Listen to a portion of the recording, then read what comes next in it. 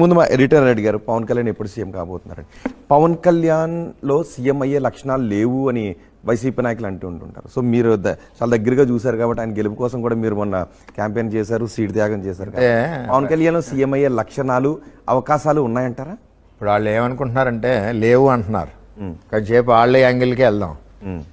అంటే వాళ్ళ ఉద్దేశం అంటే జగన్మోహన్ రెడ్డి లాగా ఇన్ని కేసులు క్వాలిఫికేషన్ పవన్ కళ్యాణ్కి ఉండాలని, జగన్మోహన్ రెడ్డి లాగా నా చిన్నాన్ని నేను చంపేసుకున్నాను ఆ క్వాలిఫికేషన్లు అనుకుంటున్నారు వాళ్ళు.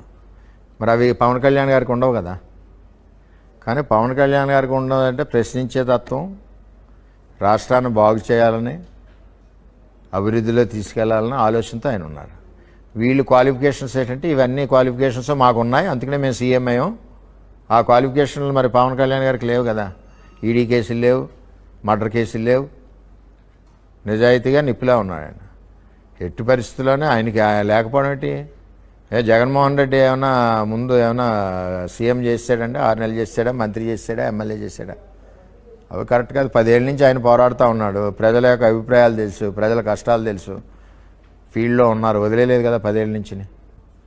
అవకాశం ఇస్తారు ప్రజలు ఏదో టైంలో, ఎందుకెవరు ఇప్పుడు ఫీల్డ్లో ఉంటేనే కదా. నేను కరెక్ట్గా ఎన్నాళ్ళు నేను 2007 నుంచి 2004 నుంచి ఉన్నాను. 14 ఇచ్చారు అవకాశం. కొంత సమయం అబ్జర్వ్ చేస్తారు ప్రజలందరూ కూడా.